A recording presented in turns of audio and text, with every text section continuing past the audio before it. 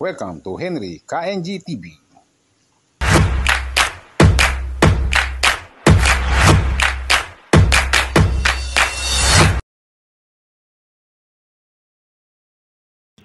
Magandang umaga pa po.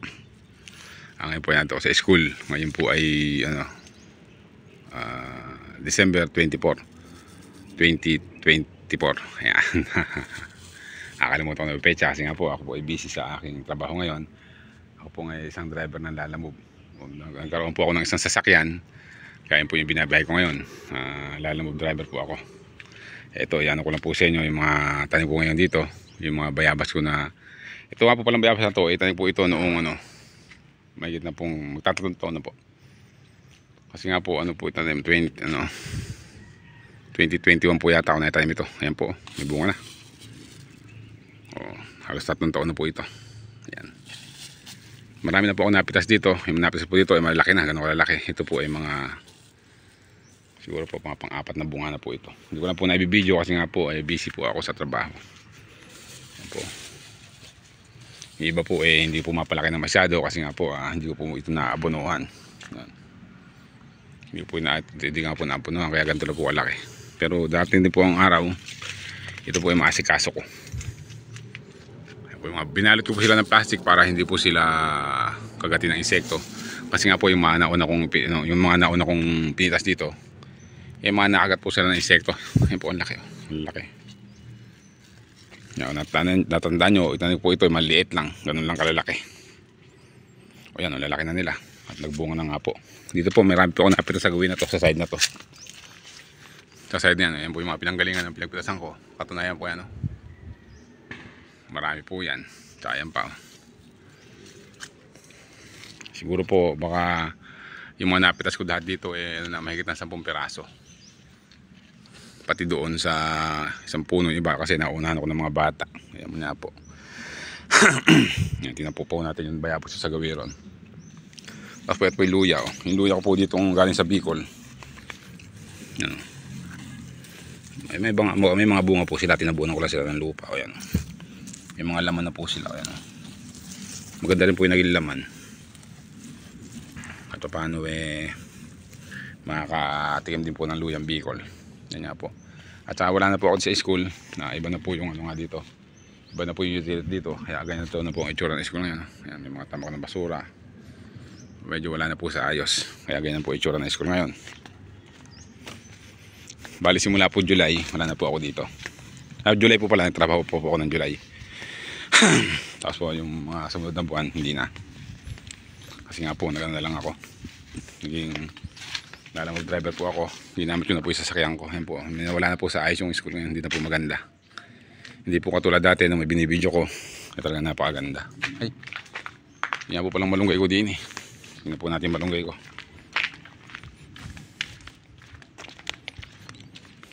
Ayan po pala ginawa noon, yung building na yan ginawa noon, umali building. Tapos po mayroon pong ginagawang bago ngayon doon. Ayan.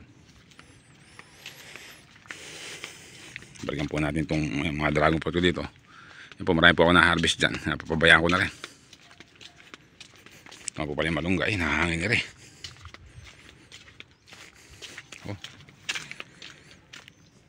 Ayan. Ang lalaki po ng bunga ng malunggay. Alam nyo po ito. Napanood nyo po kung nakasusabayan nyo po yung mga video ko. Ito po yung mga tanim ko dito malunggay. Ang haba ng bunga. Ayan. Ang dami na po niyang bunga. Ayan. Dadami po bunga niyan. Kasi nga po yan tinrim. Kaya po lumagos ang ang ganda niyan. Punta po tayo sa kabila.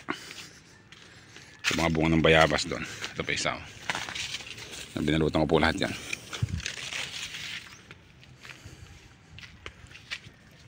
Ang ganda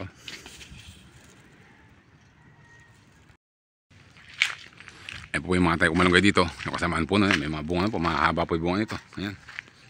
Dami.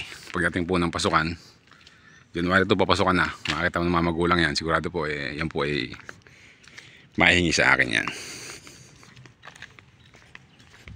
Ito, mga bayabas. Pag nabunga po ito kasi, hindi po nakakalaki kasi nga po kinukuha ng mga bata. Sayang.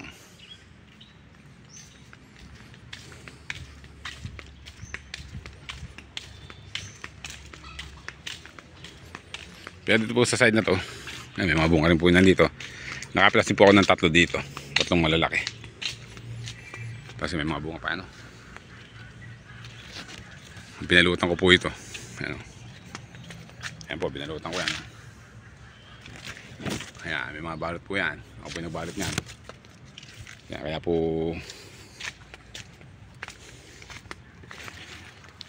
yan. Yan, may kagat yata siya na rin. Kinakagat rin. Kinakagat rin. Mali. Yun na, din po baka walang kagat. Ayan pa. Ayan pa. Ayan o. Dapat po sa bayabas ini-spray po at saka inabunuhan. Dahil nga po hindi yung maharap, hindi po ma-spray at saka maabunuhan. Kaya po lumalaki lang po silang kusa. Basta pag may nakita lang po ang bunga, pinabalutan ko lang. Ayan, may bunga naman dalawa. Tapos ang gawin ko po dito sa bayabas na to, babawasan ko po ito isa. Tatanggalin ko po yung pinakamaliit. Yan. Para po lumaki yung isa. Ayan, ganun po yun. Ganun po yung gawin ko sa mga bayabas ko ngayon. Kasi po napansin ko, kapag dalawang magkatabi bunga, hindi po lumalaki.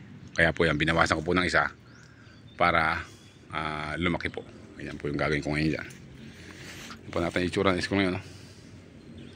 Iba na. Hindi katulad nung ako nag-asikaso. Mayos. Wala na. Ano? Ayan pa. Ganda. Ayan, ayan. Sige po, ganito na po yung video ko. At ako po uwi muna. Dumalaw lang po ako dito. Kasi nga po ay ganda o. Ayan o. Basta alisin ko rin po yung maliit. Ayan, alisin ko po yung maliit.